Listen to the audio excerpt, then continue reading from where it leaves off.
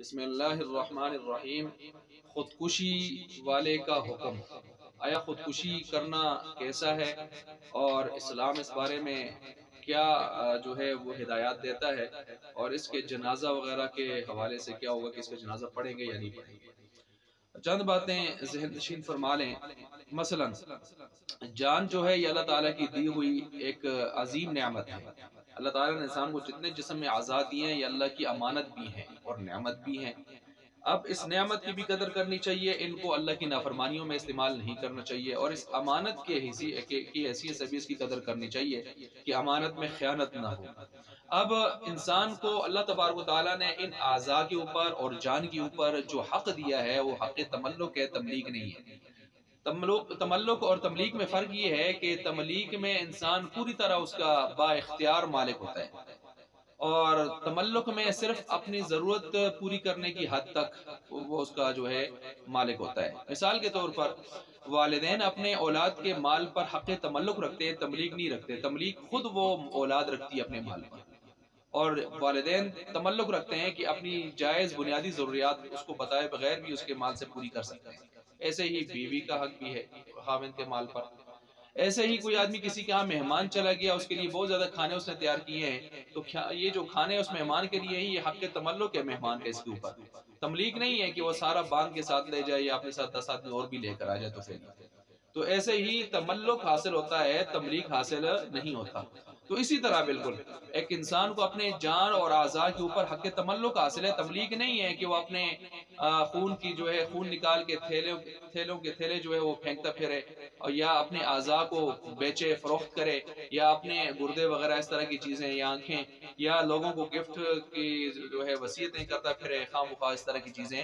اس پر علماء نے جو ہے قطعاً لگائی ہے۔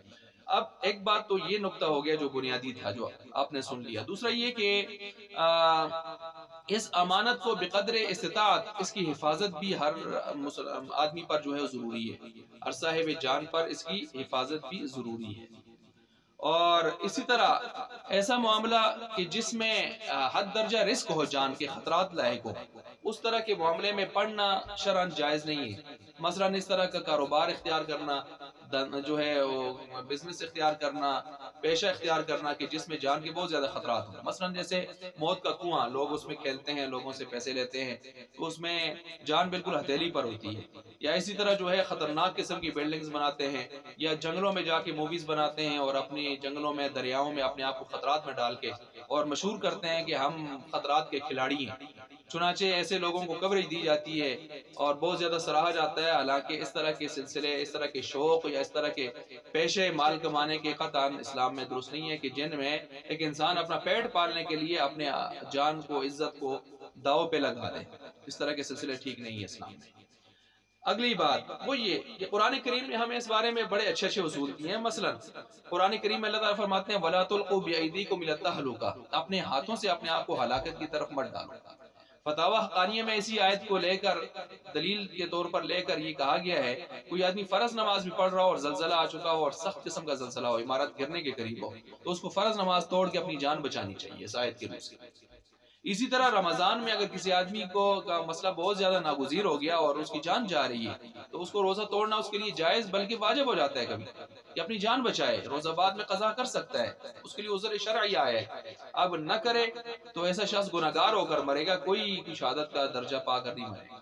آپ علیہ السلام نے ایک ایسے شخص کو جس پر لوگوں نے سایہ کیا ہوا تھا اور روزے میں تھا، اور آپ علیہ السلام نے اس پر ناراضگی کا اظہار فرمایا کہ اس طرح کے روزے کی کیا ضرورت ہے، تو سخت گرمی کے موسم میں۔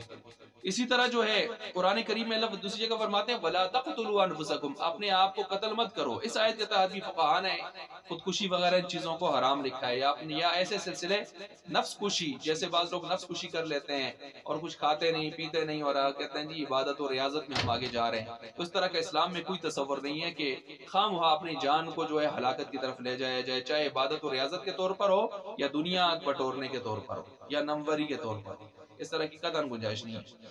پھر اس کے ساتھ یہ بھی یاد رکھیں کہ خودکشی یقیناً ایک گناہ کبیرہ ہے، بڑا گناہ ہے، اور اللہ تعالیٰ کی ایک بڑی نعمت جان، اس کا اتلاف ہے، اہلاک ہے، ہلاک کرنا ہے، اور ایک بڑی نعمت کی ناقدری اور کفران نعمت بھی ہے، اور اس بارے میں سخت قسم کی وعیدیں بھی آئی ہیں۔ مثلا नंबर 1, आप अलैहिस्सलाम ने एक लश्कर को भेजा, अमीर को गुस्सा आया और उसने लश्कर को आग जला के ये कहा कि इसमें कूदो।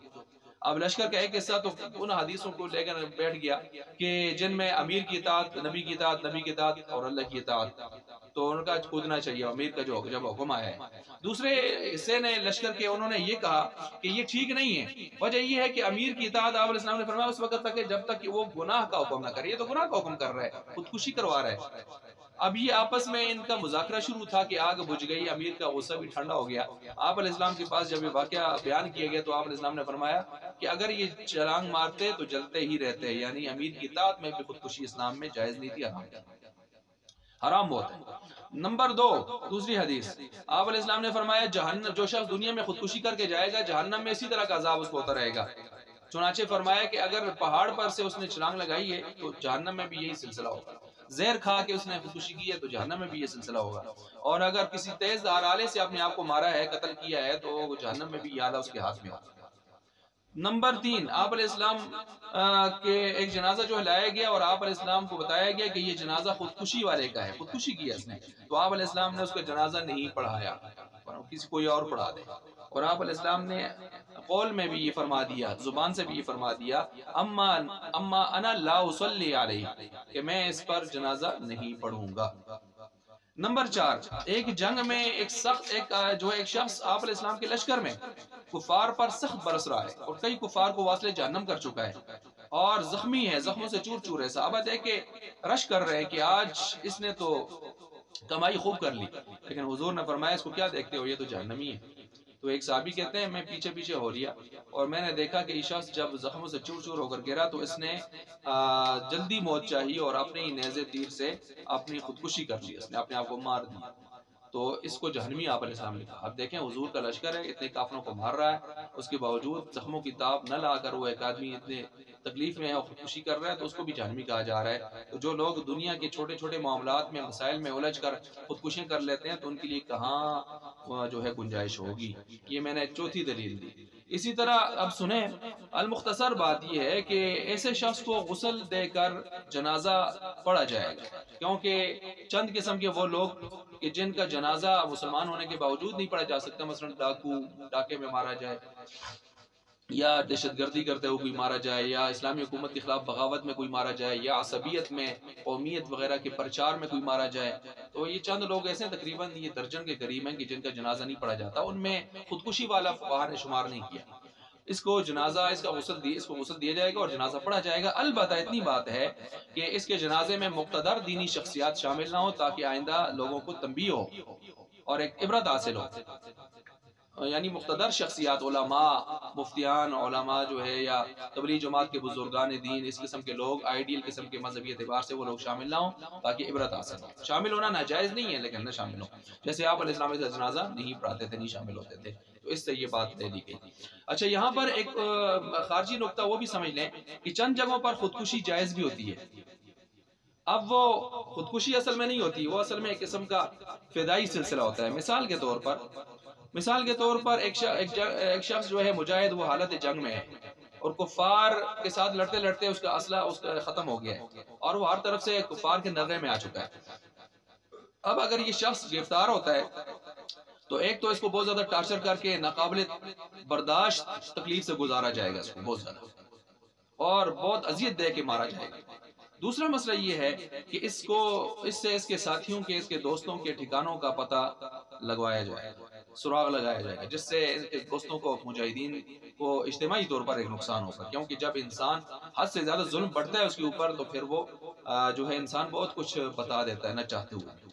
तो इस तरह हमारे बहुत सारे मुजाहिदीन को नुकसान भी होता रहा है। तो इसलिए अगर आखिर में ये जहर का कोई कैप्सूल, कोई गोली, कोई चीज खा के खुदकुशी कर लेता है तो इसके लिए ये जायज है, इसी तरह दूसरी जो चीज है वो ये है, नंबर 2, एक लड़की है कि जिसकी इज्जत दांव पे लग चुकी है और उसको अपनी इज्जत बचाने के लिए कोई रास्ता नहीं मिल रहा, तो अब या तो उसकी जान जा रही है या उसकी इज्जत जा रही है, तो कोई रास्ता नहीं है बचाने का। तो ऐसी सूरत में अगर वो खुदकुशी की कोई चीज पड़ी या खुदकुशी कर सकती है तो उसके लिए खुदकुशी ये शहादत का आला दर्जा, शहादत उज़्मा और कुबरा हो, इसलिए कि इज्जत का दर्जा जान से ऊपर है। سب سے پہلے اسلام ایمان ہے، پھر عزت ہے، پھر جان ہے، پھر مال ہے۔ اسی طرح تیسری صورت کہ اگر دشمنان اسلام مسلمانوں کے ملک پر چڑھائی کر لیتے ہیں اور مسلمان سوائے اس کے کہ فدائی حملے جب تک نہیں کریں گے ان کے اوپر، تو وہ بظاہر اسبابی لائن سے فتح نظر نہیں آ رہی، تو ایسی صورت میں اگر وہ فدائی حملے کرتے ہیں اور اپنے آپ کو ان فدائی حملوں میں فنا کر لیتے ہیں، ختم کر لیتے ہیں، تو فنا فی اللہ کی طے میں بقا کا راز مضمر ہے۔ جسے مرنا نہیں آتا اسے جینا نہیں آتا، یہ ہمیشہ کی حیات جاویداں حاصل کرنے گا۔ مثال کے طور پر 1965 میں جیسے انڈیا کے ٹینکوں کے نیچے ہمارے پاک آرمی جو ہے وہ بم باندھ کے ان کے ٹینکوں کے نیچے لیٹ گئے، اور وہ جو بہت آگے تک غرور اور تکبر میں آئے تھے اپنا عزم کر کے، ان کے غرور کو خاک میں ملا دیا ہماری پاک آرمی نے 1965 میں۔ یا اس طرح کے اور ہمارے جیسے صحابہ کرام میں قلعہ فتح نہیں ہو رہا تھا تو ایک صحابی نے کہا مجھے اٹھا کے اندر پھینک دیں، وہ صحابہ نے اٹھا کے اندر پھینکا تو انہوں نے دروازہ کھول لیا، اوپر تلواریں بھی پڑی۔ اس طرح خالد بن ولید رضی اللہ عنہ کو دیکھیں کہ وہ 60 آدمیوں کو لے کے 60,000 کے مقابلے میں جا رہے ہیں، تو یہ بظاہر خودکشی کی صورت نظر آ رہی ہے، لیکن یہ فدائی حملہ ہے، تو فدائی حملہ تو اسلام میں جائز ہے۔ تو بہرحال یہ چند صورتیں جواز کی بھی ہیں۔ اللہ تبارک و تعالیٰ سمجھنے کے عمل کرنے کی توفیق عطا فرمائے۔